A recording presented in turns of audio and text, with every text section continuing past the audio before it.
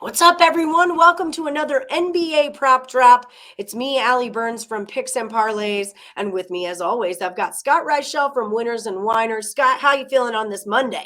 Yeah, feeling pretty good. Ended up going 2-2 last episode, so can't complain too much. But hopefully, we end up sweeping the board today. Oh, shoot, I didn't change your record, but you're 102 and 97 now. I'm going to do that as you talk so we don't miss out for the next time. That You means guys have I'm supposed to keep talking, so you can do that while I stall for a couple seconds if you need that's me what I to. mean. I got Yeah, this. I got just this. making sure. Okay, cool. I like the hat, by the way. I know you had a pretty fun time at the hockey game.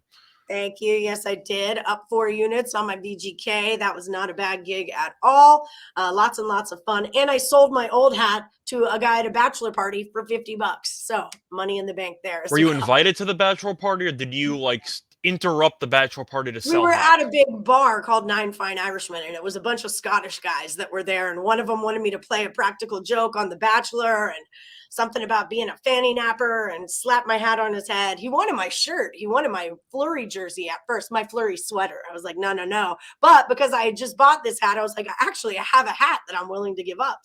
Just So it ask, by the worked way, out. I don't speak Scottish. What exactly is a fanny napper? I'm not allowed to necessarily say that on the Okay, air.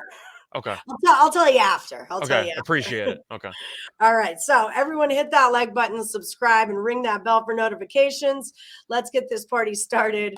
Hit it, Scott. What you got for me? All right, so the first one, I actually have 3 plays from the same game, but I'm going to start off with Siakam over 6.5 rebounds at -115. He's had at least 8 rebounds in 4 of his last 5. He's had at least 7 rebounds in 3 of his last 5 against Denver. And he's also played a bunch of minutes because he's probably Toronto's best player.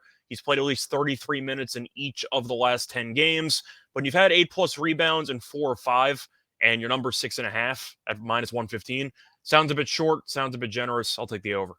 All right. Talk to me about Jamal Murray. So I'm going to go with the over 2.5 3-pointers for Jamal Murray at -145. He's made at least 4 3-pointers in each of his last 3 games. And he's also done well historically against Toronto, as he has made at least 3 3-pointers in each of his last 4 games against the Raptors. We know that even though Jamal Murray is the point guard, Jokic gets a bunch of assists, and they tend to stack the lineup with 3-point shooters. I think Murray's going to have opportunities. And I think if he ends up attempting 6 or so, maybe 7 or more, he's going to have a good opportunity to go over. So I'll take the over 2.5 threes.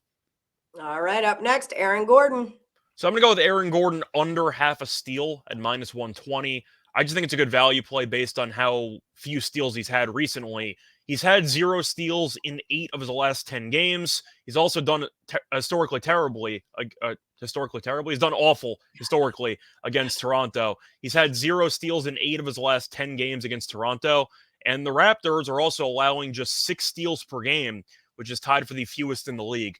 So I'll go with the under half a steal at -120. All right. Last one for the round. Trae Young. A lot of people were on the Hawks +3 on the Morning Wood show today. Big bet today. So what do you got? I'm going to go with Trae Young, no double-double at -115. He has not recorded a double-double in 4 of his last 5 games. He scored less than 10 points against Miami in the last game, so there's a chance maybe he's terrible again offensively, but still, Miami's kind of owned him historically, and Trae has not had a double-double in 12 of his last 14 regular season games against Miami, and it's not even including the playoff series last year where he had 0 double-doubles in that entire series. But I think -115 is a good price since Miami's been pretty good at stopping him from getting a lot of assists in the past. And we saw last game out, he didn't even score 10 points. -115, I think it's a good price. I'll take the no on the double-double.